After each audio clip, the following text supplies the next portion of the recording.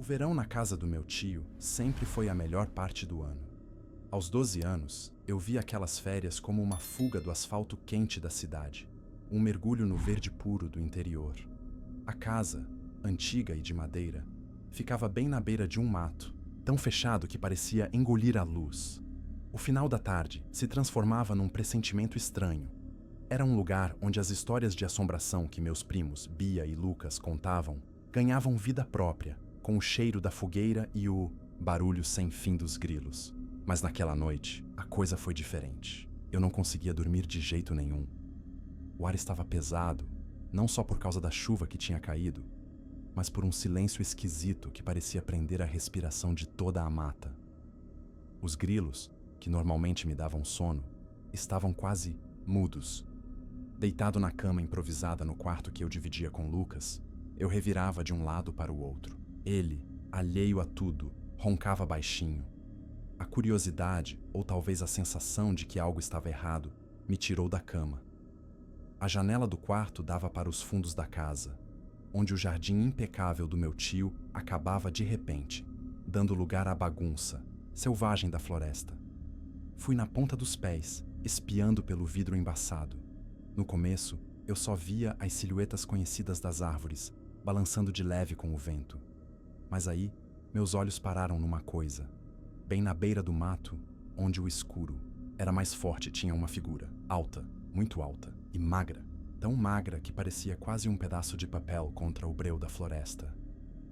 Meu coração deu um pulo, mas de primeira, achei que era coisa da minha cabeça. Talvez fosse ele, checando as galinhas, ou algum vizinho. Eu tentei me acalmar. Mas, quanto mais eu olhava, mais a forma da figura ia ficando estranha.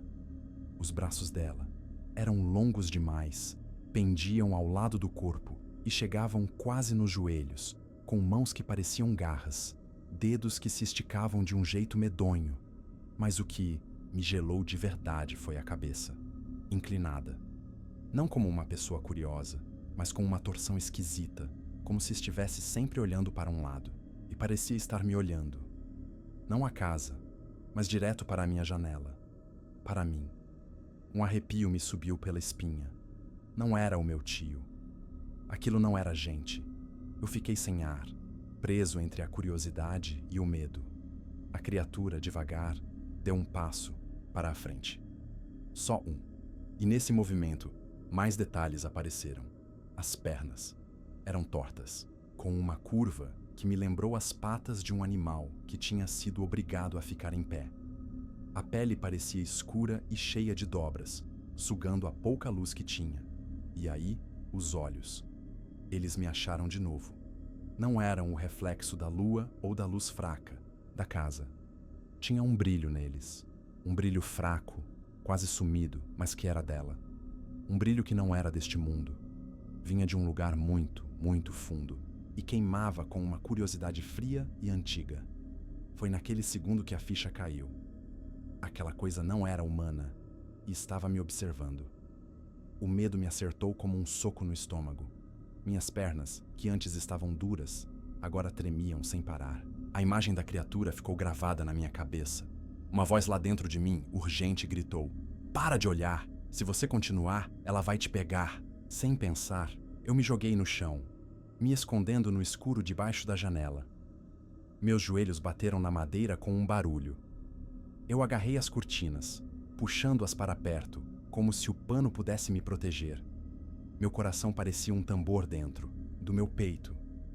Eu respirava rápido e sem ritmo. Fiquei ali, encolhido no escuro, o corpo tenso.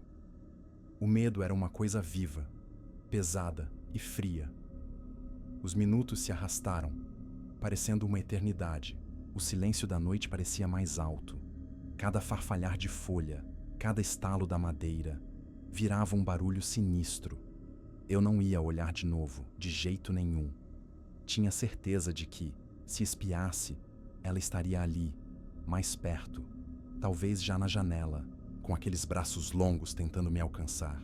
Fiquei ali, parado, até que os primeiros raios fracos do sol começaram a entrar pelas frestas das cortinas. A luz suave e azulada do dia trouxe uma segurança, tirando as sombras. O sol, com sua promessa de que tudo estava normal, me libertou do meu esconderijo.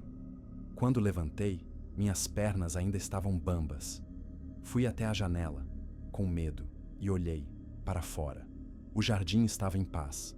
A beira do mato, agora iluminada pelo sol, parecia inofensiva.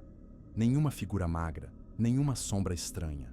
Nada para provar que a criatura tinha existido, a não ser a lembrança forte e o arrepio que não ia embora.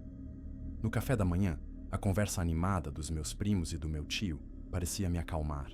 Eu tentei agir normal, rindo das piadas de Lucas e ouvindo Bia falar de um sonho engraçado. Mas a imagem da noite passada queimava na minha cabeça, e eu precisava saber se eu tinha sido o único a ver aquilo.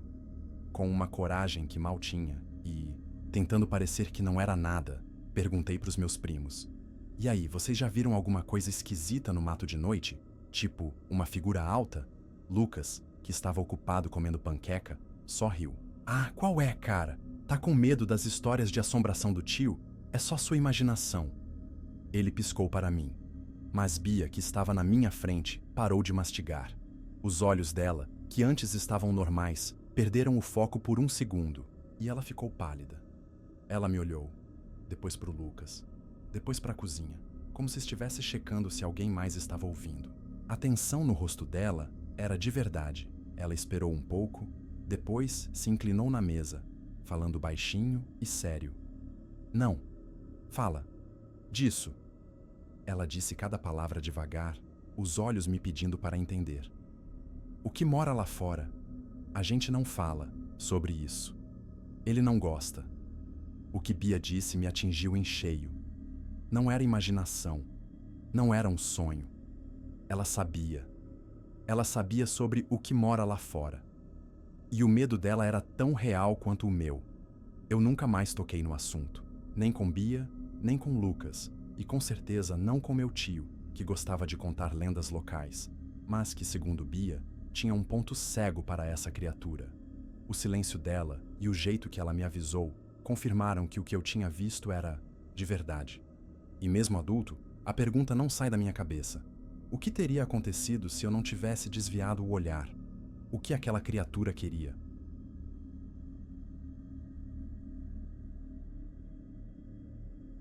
A exaustão tinha se instalado em mim como uma névoa densa e pegajosa, grudando nos meus ossos.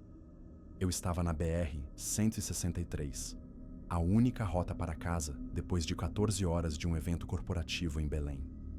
A escuridão lá fora era tão completa que parecia ter peso. O único alívio era o zumbido monótono do motor e a voz suave e metódica do GPS. A cidade de destino, Santarém, parecia uma miragem distante. Olhei para o relógio digital no painel. 2h17. Meus olhos pesavam, mas eu me forcei a ficar alerta. Café, música, um tapa leve no rosto. As estratégias de sempre. Foi então que o mundo se dobrou. Olhei de novo para o relógio. 4h17. Meu coração, que já estava cansado, deu um salto. Um baque seco que ecoou na cabine silenciosa. Não, era impossível. Eu tinha olhado para o relógio há poucos minutos. Minutos, não 2 horas. Como o tempo poderia ter simplesmente desaparecido? O ponteiro que sempre foi meu guia fiel, agora me traía. O pânico subiu pela minha garganta como uma fumaça fria. A mão trêmula esticou-se para o celular, buscando uma resposta, uma confirmação. A tela permaneceu escura, sem bateria e, pior ainda, sem sinal. A bateria que eu havia checado em Belém, que estava quase cheia, agora estava completamente zerada. Um arrepio correu por minha espinha e o medo começou a se enraizar. A voz do GPS, porém, continuou, imperturbável. "Vire à direita em 200 metros." Eu pisquei confusa, olhando para essa escuridão.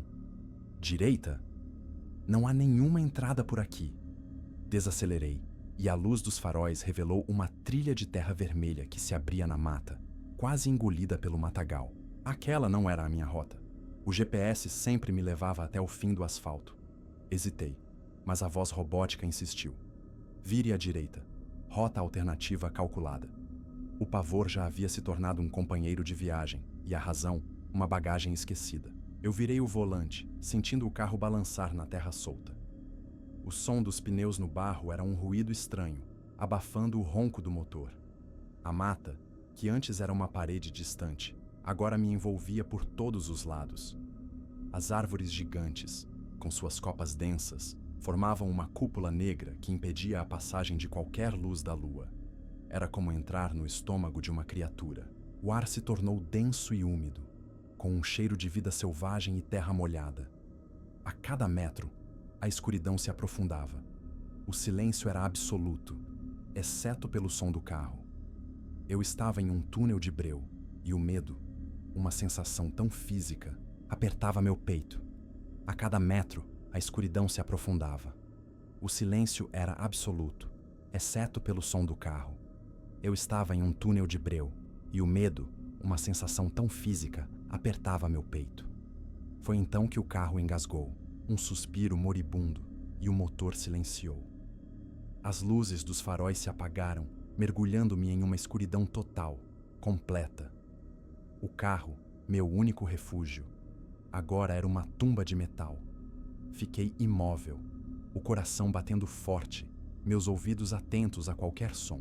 Mas o silêncio era esmagador, um vácuo que parecia sugar o ar dos meus pulmões. E então senti um cheiro, um odor nauseabundo. Não era o cheiro da floresta, era algo de podridão, de carne em decomposição, de algo que morrera há muito tempo.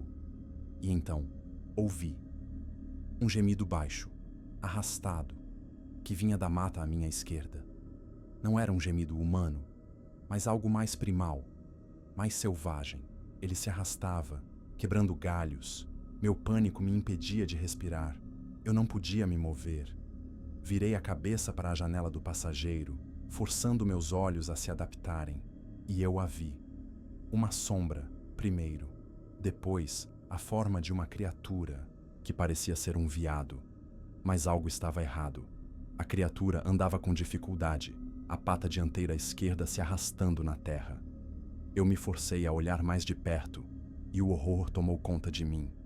Era uma criatura disforme, o corpo de um veado, mas seu pescoço era alongado e torto, e suas costas pareciam quebradas. A cabeça era anormalmente grande. O cheiro de morte se tornava mais forte, e os gemidos vinham de sua boca aberta, de uma agonia que era quase visível. Então, algo que parecia impossível aconteceu. A criatura se ergueu sobre as pernas traseiras. Os gemidos cessaram. Ela ficou ereta, revelando uma altura impressionante, que eu estimei ser de pelo menos 2,5 metros. O pescoço alongado se esticou, e a cabeça, com seus olhos grandes e negros, se aproximou do meu para-brisa. Os olhos não tinham pupilas, eram poços de escuridão que pareciam penetrar minha alma. Eu paralisei, o ar preso nos pulmões. A criatura me estudou. Não havia maldade nos olhos escuros, apenas uma curiosidade fria. Ela se aproximou do vidro e pude ver o veado deformado mais de perto. As patas dianteiras, agora penduradas como braços, mostravam dedos longos e finos. O que quer que fosse, não era deste mundo. Senti a sanidade se esvair. Então, tão rápido quanto surgiu, a criatura se virou e sumiu na escuridão da floresta. Um sussurro de folhas e o som de galhos se quebrando. Permaneci imóvel. O cheiro de morte ainda estava no ar, mas os gemidos haviam cessado. Em seguida, um ruído. O motor do carro, por si só, soltou um suspiro e ligou. As luzes dos faróis acenderam. A tela do GPS se iluminou, mostrando a rodovia à frente. O relógio digital do painel marcava 2:19. A contagem de palavras do GPS, a rota original, tudo havia voltado ao normal. Nos dias que se seguiram, tentei encontrar uma explicação.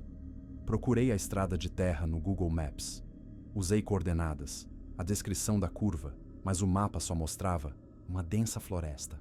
Era como se a estrada nunca tivesse existido.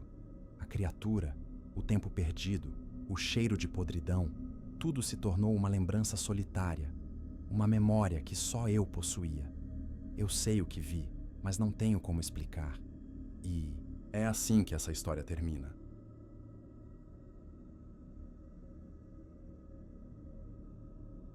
Eu sempre achei que as grandes cidades sugavam a vida da gente. A rotina, o barulho, a pressa, tudo isso me deixava com uma sensação de vazio. Meu refúgio sempre foi a natureza. Era lá, no silêncio da mata e no ar puro da serra, que eu me reencontrava. Era meu ritual. Desta vez, a travessia não era só minha. Eu estava com o Bruno e o Sérgio, amigos de longa data. O Bruno, o cara prático, sempre pronto para qualquer desafio. O Sérgio, mais cético, a voz da razão. Chegamos à base da trilha tarde da noite. A primeira coisa que notei foi a quantidade de barracas. O acampamento parecia uma cidade. O som de risadas, de vozes distantes, de música baixa. Fechei os olhos por um segundo. Não era o refúgio que eu buscava. A nostalgia me atingiu em cheio. Lembrei das minhas primeiras travessias, com poucos amigos, apenas o som da mata e o frio da noite. Mas era a escolha do grupo, e eu não queria ser o chato da história. Na manhã seguinte, a rotina foi quebrada por gritos desesperados. O alvoroço se espalhou como um incêndio. Alguém tinha perdido uma criança, uma menina de 8 anos, chamada Sara. O pânico tomou conta de todos. Imediatamente, sem pensar duas vezes, eu, Bruno, Sérgio e mais 3 campistas que acabamos de conhecer, nos organizamos para ajudar. Nos dividimos em duplas e trios, pegando trilhas e rotas diferentes. Bruno e eu fomos para uma trilha secundária, menos movimentada. Caminhamos por horas, nossos pulmões cansados de tanto gritar o nome de Sara. O sol já estava alto e a esperança diminuía a cada minuto. O mato estava denso e o silêncio era interrompido apenas pelo som dos nossos próprios passos. Foi então que percebi algo estranho. O canto dos pássaros, que me acompanhava desde o início da trilha, parou de repente. O vento, que balançava as folhas, cessou. A floresta inteira ficou em um silêncio absoluto. Era um silêncio antinatural, pesado, como se a própria natureza estivesse prendendo a respiração. Aquele pressentimento me deu um arrepio na espinha, e foi nesse silêncio que o grito estridente perfurou a floresta. Não era um grito de pânico, mas um som agudo, como se a voz tivesse se rompido. Olhei para o Bruno e ele balançou a cabeça, confirmando que também tinha ouvido.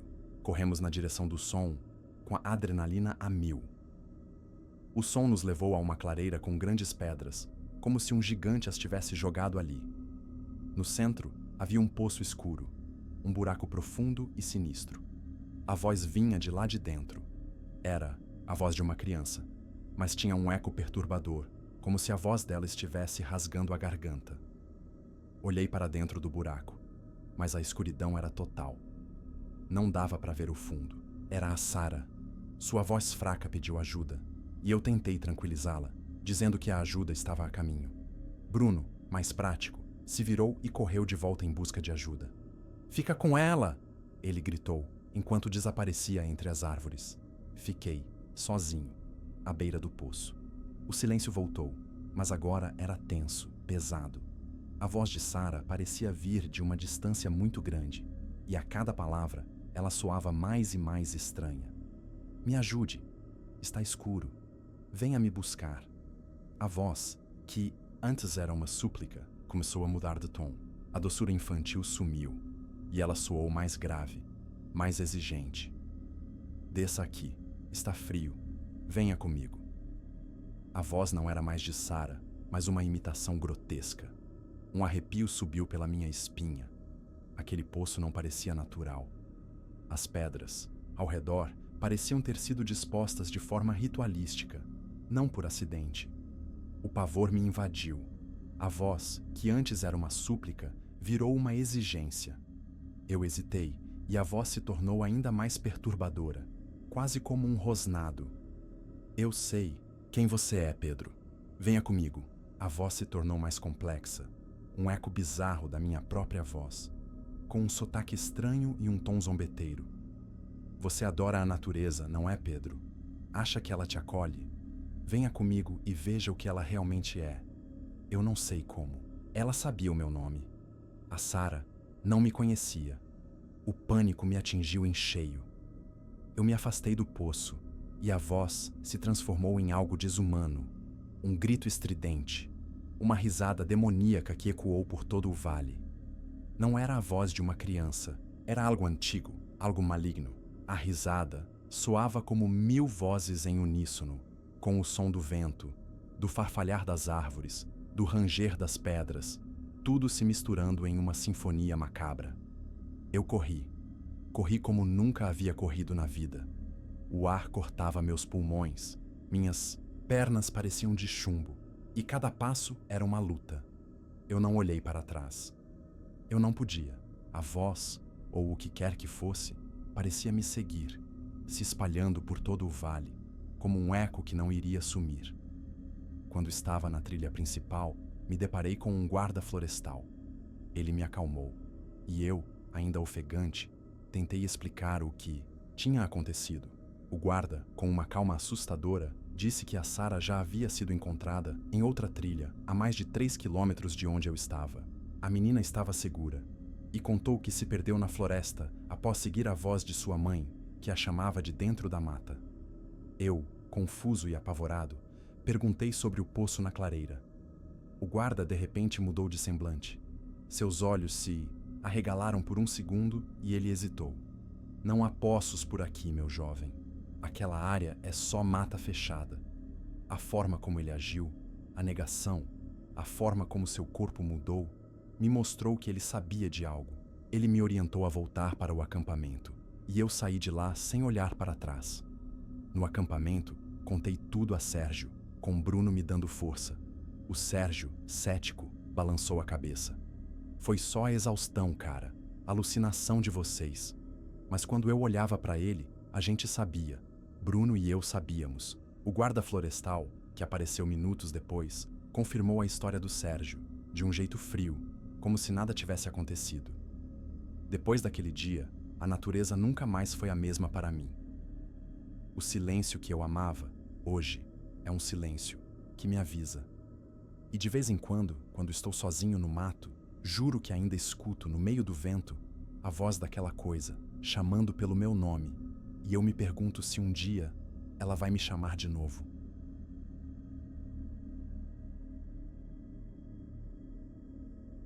Eu tinha uns 6 anos, e as lembranças dessa época são como fotografias antigas, desbotadas e com cantos amarelados.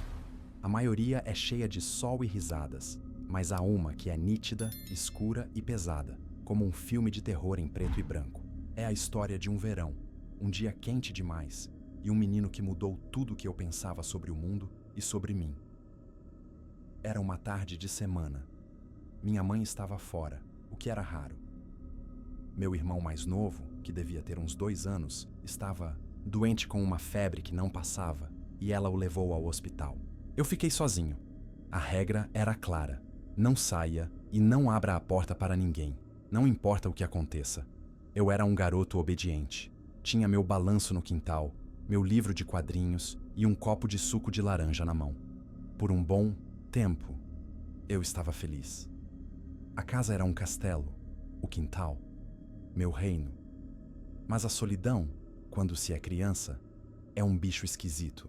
No começo, é uma sensação de liberdade. Depois, vira um peso. E o silêncio da casa, sem o choro do meu irmão e a voz da minha mãe, começou a me incomodar. Foi então que eu o vi. Ele estava do outro lado do quintal, perto do muro. Um menino. Devia ter a minha idade, talvez um pouco mais velho. Ele estava agachado, com a cabeça baixa. A curiosidade de uma criança é uma coisa perigosa. Eu quebrei a primeira regra, a mais importante. Saí de dentro da casa e fui até a porta da cozinha.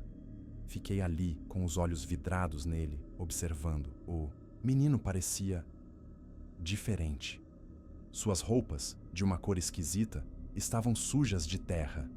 Ele tinha uma camiseta rasgada no ombro e shorts que pareciam ter sido feitos de um material áspero. Suas pernas, magras e pálidas, estavam arranhadas por espinhos. Uma marca roxa, como uma mão pequena e frágil, estava marcada no pescoço. O joelho dele estava ralado e sangrava um pouco, e a terra se misturava ao sangue, criando uma crosta. A piedade me invadiu por um momento. Ele estava com medo. Eu podia ver isso em seus olhos. A curiosidade me fez ir até ele. Caminhei lentamente, tentando não fazer barulho. Ele me viu, se levantou de repente e deu um passo para trás. Seus olhos, grandes e assustados, me seguiram. Eu tentei falar. "O que você está fazendo aqui?" Ele não respondeu. Ele não falava.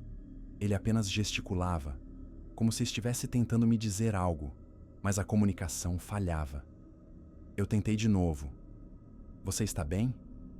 Por que você está sozinho?" Ele, mais uma vez, respondeu com gestos. Apontou para a casa, depois para o muro e por fim para o próprio pescoço, como se tentasse me dizer que algo o tinha ferido. A inquietude dele era palpável. Ele parecia um animal encurralado, com medo de ser descoberto. Nós passamos a tarde juntos. Eu, na minha ingenuidade de criança, achei que ele era um amigo. Ele não falava, mas me seguia, me observava e me mostrava coisas com a mão. Ele apontava para as nuvens, para a grama, para o sol. Ele me olhava com um misto de curiosidade e apreensão.